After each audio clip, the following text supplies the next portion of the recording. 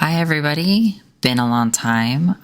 Got my new microphone, and from what I can tell from my test video, you will probably be able to hear the clock and lots of other noises. So, but I've tried to adjust it so that hopefully you're picking up more just my voice. But given that this is the first video, it may take some time for me to kind of tweak things and figure stuff out. So, hopefully this goes well.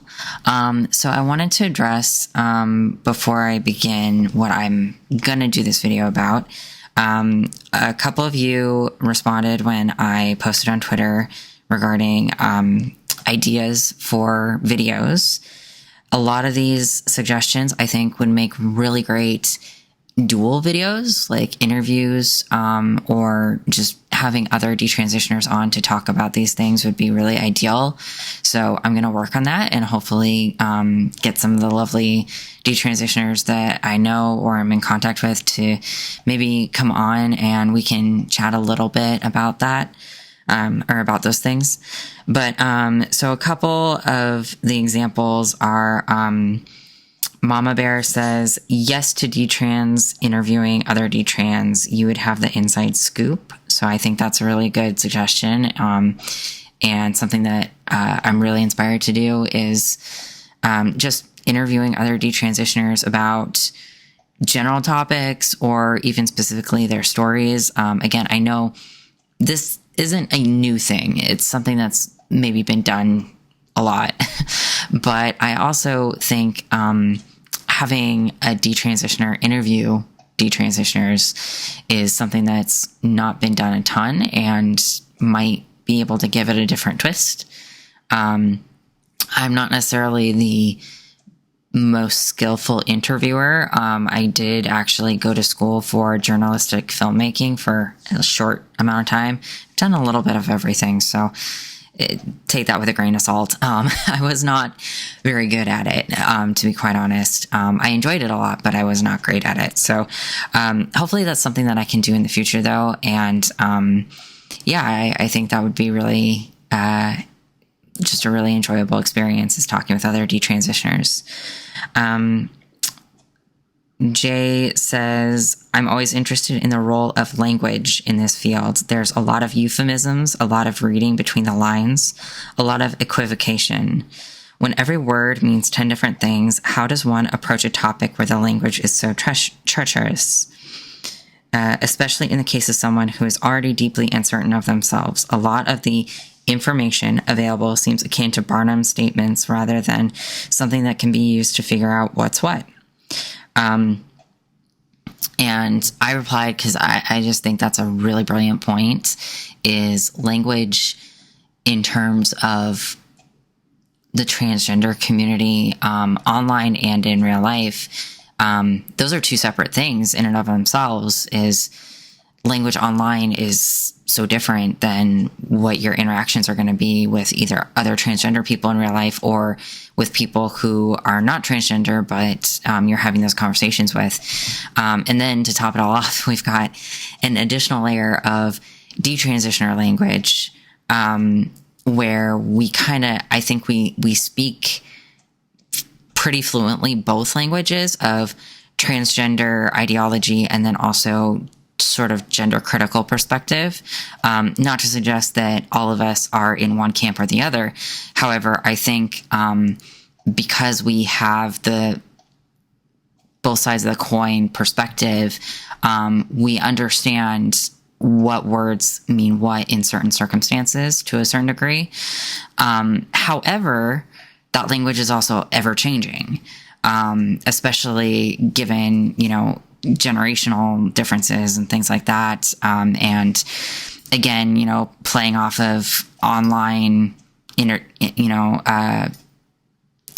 transactional speech online, is going to be different depending on what generation you're from.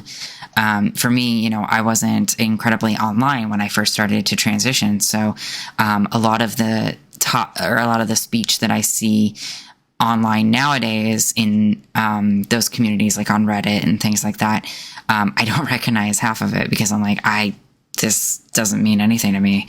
And, you know, there's a lot of like interjecting meme culture and just lots of layers and layers.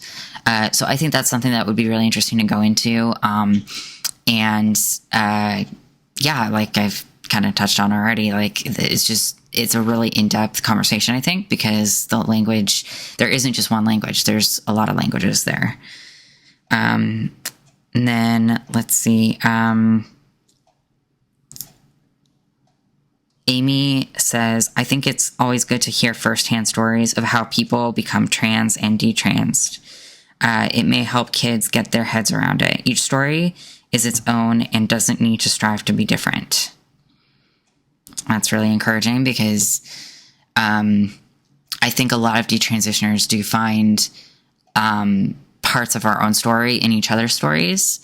And for me, at least, there's some good and some bad to that, because the good side is I can relate to a lot of detransitioners no matter what circumstances brought them to where they are now, or what age they are, or things like that. There's always going to be some element there that I can relate to. However, in the same way, I don't want to be reading between the lines and making assumptions about these people who have very unique experiences and different experiences than what I have. I don't want to be using their stories as placeholder for my own. I want to be able to read or hear their story as its own unique experience. So I try my best to separate myself from everyone else's stories and recognize, like, we're all individuals. It's easy, I think, for us, especially those of us who were really ingrained in the community, the trans community, to want community again. And that word is just it has such negative connotations nowadays. Because community, I think it could be a good thing, but generally when we're talking about community now in this specific role, it lends itself more to groupthink, and it lends itself more to sort of like isolating your uniqueness and putting that off to the side to find what you have in common. And I think it's really important for each detransitioner to feel like they are their own person. And while we can relate to each other and we can kind of hold each other's hands along the process of this difficult journey, and I'm sorry, I'm using the word journey. But while we can do that, at the same time, you know, it's an individual experience. It's an individual's choice to detransition, and we all have our own reasons why we did it and why we got to where we are. And we all have our own opinions too on other things that are not transition related, or that are transition related to some degree, that are not personal, you know. We may have different views on puberty blockers, or we might have different political views or different favorite colors. You know, we're our own people. So I think that's a really great point, is that, you know, each detransitioner story is its own, and holding space for that is really key to understanding that this can affect people of all different kinds. I mean, we are seeing trends, but at the same time, like, just because there's a trend doesn't mean that we're all, you know, some conglomerate. We're not all some, you know, copies of each other. We're each our own person. So, sorry, I'm stumbling over my words a little bit. Let's see. Mama Bear says, Rachel, I am a parent of a young autistic adult who's medicalizing. I don't need your help. I want to know how we, the parents, can support you and other detransitioners in the best way. I hear complaints from Detrans about parents, but don't know what we are doing wrong. Help? And I replied to her directly, but I will just reiterate what I replied with, and say that's something I want to address in its own video, because that is a big thing I think, to go through. And that's one of those topics that is kind of hard for me, because I was an adult who transitioned, and apparently Ziggy has an opinion about this as well. But my point is, I have a lot of respect for the parents that are involved in this situation. And I also feel like I need to be respectful of boundaries and know when I can and can't give input on things. So I try really hard to kind of back away from the talk about how to help parents, because I don't know. Like when it came to my own experience with transition, my mother was not really involved in that decision-making process. I mean, she was, there, like I spent time with her and like talked to her about it and everything. But in terms of her impact on my choices regarding that, there wasn't a lot there, because I was an adult already. So I had my own individual choices to make. I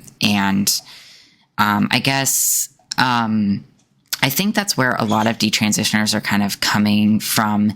Not that specifically, I guess, but I guess in terms of setting boundaries and trying to have parents understand that while we greatly sympathize with the situation that you guys are in, a lot of us don't feel comfortable or qualified to offer advice or help on how to help your children. That's really something to be taken care of with doctors and therapists and professionals. And I know not every parent does this. And I think that's kind of where the maybe miscommunication is coming across, that might be concerning to Mama Bear here is, she might be feeling like she's being told directly, like, hey, detransitioners don't want to have anything to do with you. I don't think that that's really the case, or at least not generally speaking. I think it's more in terms of we get messages from parents pretty frequently, like direct messages and things like that, asking for help from us. And I think a lot of detransitioners have made just kind of very broad statements saying, like, I don't want to help parents. And that might be coming across as, us putting the cart before the horse, and a parent may see that and say, well, I didn't ask you for help, and, I'm sorry if I offended you by existing with my issues. And I understand that must be confusing and kind of heartbreaking, and that, you see these people who have come out of the situation that their own children are in, and you want to see these people thriving so that you can kind of relate that to your own situation and say, okay, my child is going through this, but maybe they will thrive in the end too.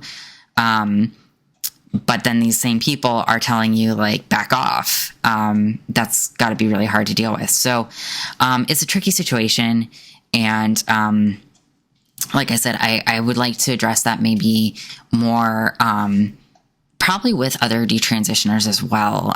Just talking about that with others about what our reasons are for setting those boundaries and what we mean by those boundaries, and just kind of relaying to parents, like, hey, here's how you can best support us directly, and then here's how you can potentially support your child if your child goes down this path, but that's really all we can say on the matter.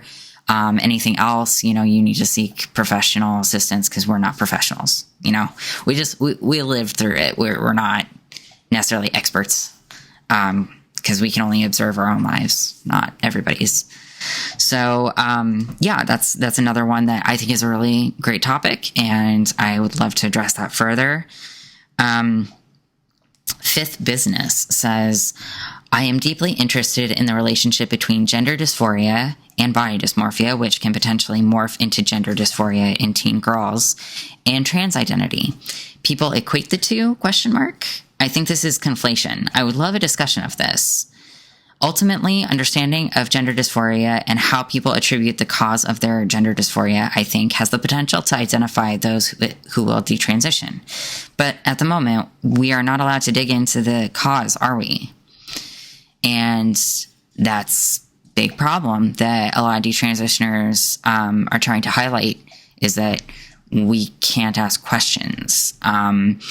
So we can't, it's the irony too of the situation of people who are seeking to medically transition want to have their medical transition covered by healthcare. They want surgeries and cross-sex hormones to be covered. However, they also do not. They don't feel comfortable with gender dysphoria being a diagnosis. And that's kind of an issue, isn't it? Because if you can't diagnose it, and we say that being transgender is just a feeling that you have, then why are we covering just a feeling? If I feel like I want to change my hair color, not to suggest that these two are the same, but I'm just throwing out a bullshit example. If I want to change my hair color, should that be paid for by the state? Or by the taxpayers, or should I have to do that out of my own pocket? And if it's a legitimate mental health issue, then we should be treating it as such, which means proper psychotherapy and proper analysis and proper safeguarding, right? Which is something that the trans community is not super in favor of. And that's kind of the double-edged sword that we're with, is like, either you want it covered and it's a diagnosable issue and we actually need safeguarding in that situation, or it's just a feeling and you got to deal with it on your own. And in terms of the gender dysphoria too, that's, I feel like almost a separate question there. Maybe, I don't know if you intended it to be that way. Fifth business, but it seems like you're pointing out two sort of separate topics that are related.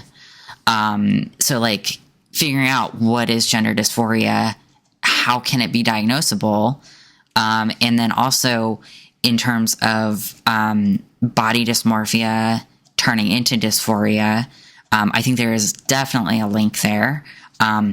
But the weird thing is, like I said before, we see these trends, but the trend doesn't apply to everybody. There's always going to be somebody who falls through the cracks and doesn't meet all of these qualifications that we set out. So we can say pretty assuredly that having body dysmorphia, history of eating disorder, history of self-harm, history of OCD, things like that. Those have all shown to be trends along with later gender dysphoria popping up. However, there are situations where gender dysphoria is either not present or it manifests on its own. And it's something that we really need to research more. We treat gender dysphoria like we got it all solved. And I think that's where a lot of this problem lies, is we treat it like it's not a mental health issue, but it's also a feeling that other people need to be responsible for, not the person who's dealing with it. I personally fall into the camp of feeling like it's a mental health issue. Just based on the statistics that we see of people who have who have coexisting mental health issues. So we see, again, history of eating disorder, OCD, self-harm, other forms of mental health issues that are like depression. I'm even starting to see a trend in those who live with psychosis, and and who also are experiencing gender dysmorphia or dysphoria. I personally don't even like the word gender dysphoria because it's kind of become meaningless to me. For me, like in terms of my own body, I'll use the words that other people use. So if somebody comes up to me and says, I experience gender dysphoria, then I'll obviously refer to what they're talking about as gender dysphoria because that's the language that they're speaking. But for me, the language I use is sex dysphoria. Because my issue is not with my gender or my gender presentation. I'm fairly comfortable now in my presentation, but I still have anxiety around my sex, particularly my reproductive organs. I categorize that as a physical anxiety or physical related anxiety rather than a sort of role anxiety, if that makes sense. And I think that you can have both or neither and fall into the group of thinking you're transgender. But that's just kind of where I'm at with it. So that is another topic, I think maybe two topics, like I said, that I will probably want to go over more in depth. Some really good suggestions here. I know Jay had another suggestion. Let me see here. Here's another one from Jay. Something that came to mind after a recent video by a skirt goes spinny kind of male heterosexual lesbian was how passing fits into transition, but perhaps more interestingly, detransition. Their transition revolves around getting people to lie to themselves about what they see. Given that most transitions today do not involve any medical transition, the idea of passing describes what is already almost a niche. Most detransition in the future will be of this kind, and it's probably quite different from cases where passing was achieved. This is related to the overall language question, I guess, but it's clearly the case that what trans is today is completely different from what it was 5 years ago, which in turn was completely different from 10 years ago. But the specific question of what are the differences in detransition for someone who passed compared to someone who didn't, compared to someone for whom it was irrelevant, came to mind. And maybe there's an obvious answer, but I don't know it. And then I followed up because I was a little bit confused. I think I was reading this when I was like really sleep deprived. So she writes like so eloquently and like, I don't think I've ever seen like a spelling error. So Jay, just shout out, like, you win the internet for today. Like, you do such a great job with your writing. I love it. Half the time my Twitter posts are just bullshit. So I followed up and I said, this is a very interesting question. I might be able to address this in an interview with another detransitioner and we can compare our experiences. I didn't pass very well, but people knew I was trans, so they treated me as such. And then she replies, not necessarily just passing or not, but what does detransition mean for different people? I don't see how the experiences are remotely the same from the dysphoria angle as it is for the baby blue, pink, and white baseball bats crowd. So what she's saying is that categorically there, especially over the last like 5 or 10 years, there's been a lot of discourse over the differences of what kind of transgender person are you? And then the outcome of that, from my understanding of her tweets, is what kind of detransitioners are going to come out of that. So, we look at it in different ways. We see there are the more aggressive and violent transgender people who are very usually they're heavily involved in anti-fascist movements, involved in politics, very much the ones who go out and, perform in terms of protesting or showing up. These are the loudest voices, right? And then we also have the ones, the transgender people who just kind of duck and cover. They, as soon as they get to a certain level of being able to blend into society, they're just like, okay, I'm out. Like, I'm out of the need for trans community. I'm just going to live my life. This is who I am, but I don't need to talk about it all the time. I don't need to be involved. And we've got those folks. And then I think we've got some other kinds of transgender people as well. I mean, it sounds so silly.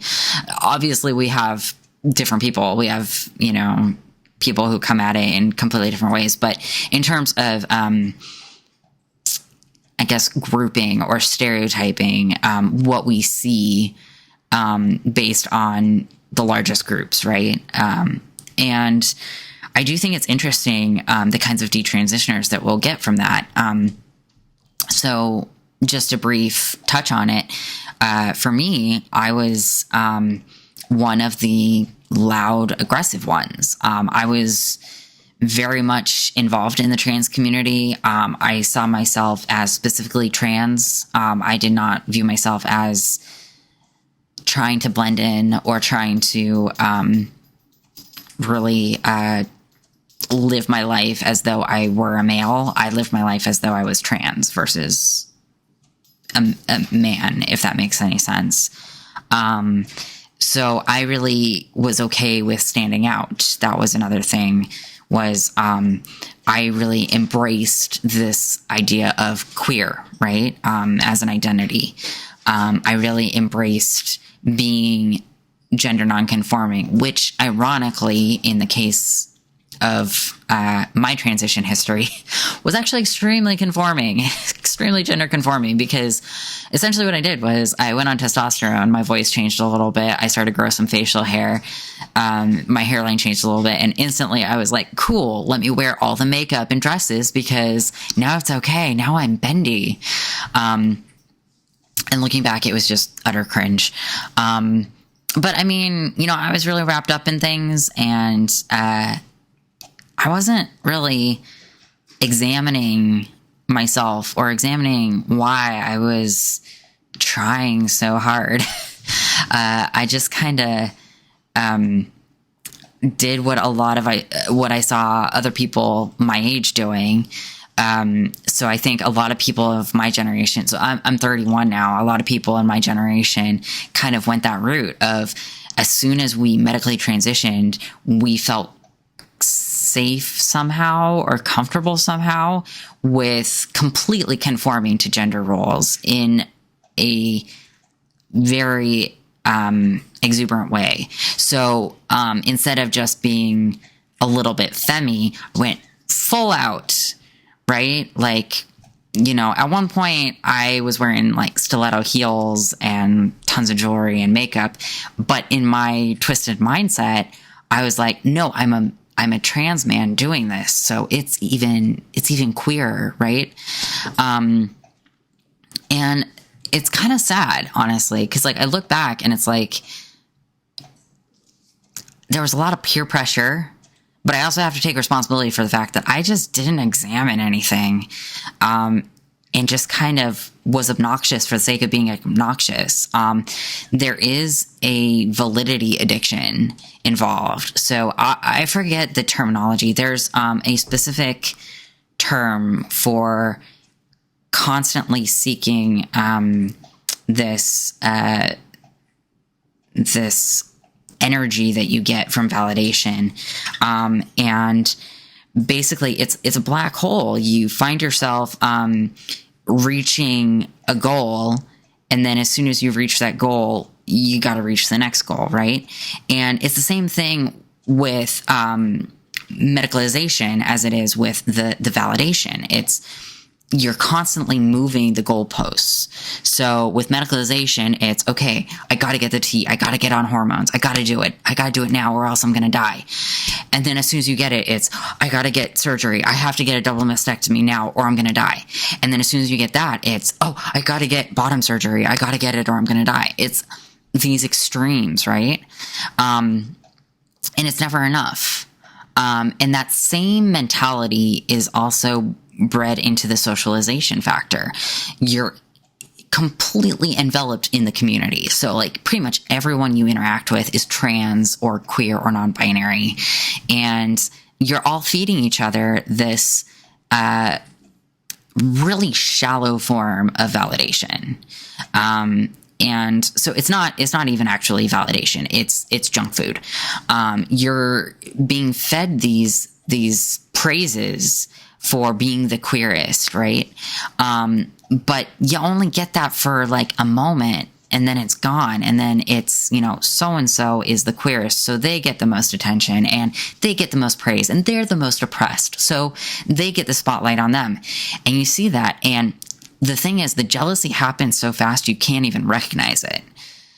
I can't tell you how many times I was in relationships with people, like friendships, close friendships, or dating or whatever. And I felt this like urge to compete with them. And it was a really horrible situation. That's not how human relationships should go. And it makes me sad, because there's a lot of missed opportunity for genuine connection and genuine uplifting of each other, especially women. But instead, we're competing with each other to see who's the most oppressed. And the fact is, we're all oppressed, and we're kind of cohorts in oppressing each other when we're involved in this community, because we're telling each other that you have to perform a certain way. And that's the exact same bullshit that we've tried to escape. So that's just kind of what I want to touch on with Jay's question there. But another one that I'm going to go into, this is all just like me basically summarizing in video format, so I can look at this later and be like, oh yeah, I gotta do a video on that. So that's some of that. I did want to read a little bit. I hope that's okay. If you are not interested in listening to someone else read poorly, then feel free to skip out on the video now. That's fine. So I wanted to read Women Who Run with the Wolves. This is a book that, okay, so I gotta tell you guys. So those of you who follow me probably have seen me post about this occasionally. I'm trying to be a bit more open about it. So, and I promise this ties in with the book. I deal with psychosis. I have been diagnosed with schizoaffective disorder. So that's schizophrenia coupled with a mood disorder. For me, it's major depressive disorder. So I experience psychosis pretty regularly. I'm medicated. I have great doctors. So I'm very well taken care of. I'm fairly stable now. But I have historically been institutionalized for my own safety. One of the times I was institutionalized, what did I find but this book on the institution's library shelf? Now, that library shelf was filled to the brim with cheesy paperback romance novels, and a couple of self-help books, a lot of Chicken Soup for the Soul, which, is fine. Like, if you're in there, you got to read, or else, read. And if they let you listen to music, then that's helpful too.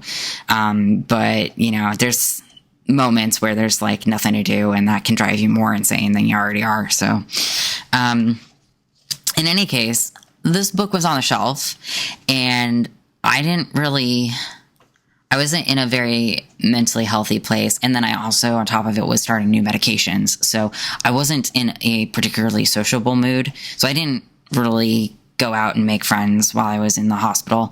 So I just read this book obsessively. I read it front to cover, or cover to back, however you say that. I got really into it. And it was great. It blew my mind. Come to find out, after I got out, I was like, hey, feminists, have you read this book? It's awesome. Have you heard about it? And all the feminists are like, well, yeah, duh. So this has been around for ages, I guess. And everybody but me had read it.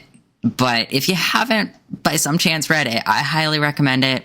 Really great book. Myths and Stories of the Wild Woman Archetype.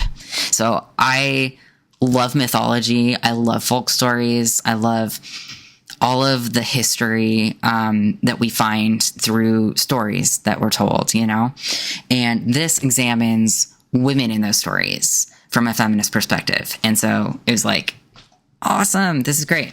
So without further ado, I'm going to be reading chapter 9, Homing, Returning to Oneself. Take a drink of water first.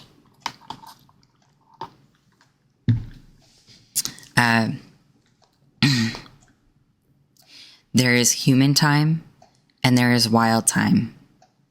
When I was a child in the North Woods, before I learned there were 4 seasons to a year, I thought there were dozens. The time of nighttime thunderstorms, heat lightning time, bonfires in the woods time, blood on the snow time, the times of ice trees, bowing trees, crying trees, shimmering trees, bearded trees, waving at the tops only trees, and trees drop their babies time. I loved the seasons of diamond snow, steaming snow, squeaking snow, and even dirty snow and stone snow, for these meant the time of flower blossoms on the river was coming. These seasons were like important and holy visitors, and each sent its harbingers, pine cones open, pine cones closed, the smell of leaf rot, the smell of rain coming, crackling hair, lank hair, bushy hair, doors loose, doors tight, doors that won't shut at all, window panes covered with ice hair, window panes covered with wet petals, window panes covered with yellow pollen, window panes pecked with sap gum.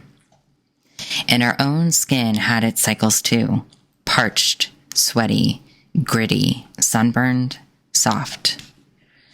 The psyches and souls of women also have their own cycles and seasons of doing and solitude, running and staying, being involved and being removed, questing and resting, creating and incubating, being of the world and returning to the soul place. When we are all children and young girls, the instinct of nature notices all these phases and cycles. It hovers quite near us, and we are aware and active at various intervals as we see fit. Children are the wildish nature, and without being told to, they prepare for the coming of these times, greeting them, living with them, and keeping from those times recuerdos, mementos for remembering. The crimson leaf in the dictionary, the angel wing necklaces from the seeds of the silver maples, snowballs in the meat locker, the special stone, bone, stick, or pod, the peculiar shell, the ribbon from the bird burial, a diary of smells from that time, the calm heart, the excited blood, and all the pictures in their minds. Once we lived by these cycles and seasons year after year, and they lived in us. They calmed us, danced us, shook us, reassured us, made us learn creaturely. They were part of our soul skins, a pelt that enveloped us and the wild and natural world, at least until we were told that they were really only 4 seasons to a year and that women themselves really only had 3 seasons: girlhood, adulthood, and old womanhood. And that was supposed to be that. But we cannot allow ourselves to sleepwalk wrapped in this flimsy and unobservant fabrication, for it causes women to deviate from their natural and soulful cycles, and therefore to suffer from dryness, tiredness, and homesickness. It is far better for us to return to our own unique and soulful cycles regularly, all of them, any of them. The following story can be understood as a commentary on the most important of women's cycles: the return to home, the wild home, the soul home. Tales of creatures with mysterious human kinship are told across the world, for such represent an archetype, a universal knowing about an issue of soul. Sometimes fairy tales and folk tales erupt from a sense of place, from soulful places in particular. This story is told in the cold countries of the north, in any country where there is an icy sea or ocean. Versions of this story are told among the Celts, the Scots, the tribes of Northwest America, Siberian and Icelandic peoples. The story is commonly called the Seal Maiden, or Selkio, Pamrock, Little Seal, Eilertuck, Flesh of Seal. This special literary version that I wrote for my analysans and to use in performance I call Sealskin, Soulskin. The story tells about where we truly come from, what we are made of, and how we must all, on a regular basis, use our instincts and find our way back home. And that's where I'm going to leave it for now. And then next time I will read Sealskin, Soulskin. And we will continue furthermore with this book. Sorry, that's just a little tiny taste of that. But it is getting late and I need to go to sleep so that I can get up early. I hope that this video turns out well, that the sound is quality enough. I do apologize. I should have put Ziggy to sleep before I made this recording, because I know he interrupted a little bit and you can probably hear him cleaning his feet right now. But this is where I will leave you, and hopefully we will see each other again soon. And I will cover those topics in numerous videos in the future, I'm sure. All right. Well, until then, take care.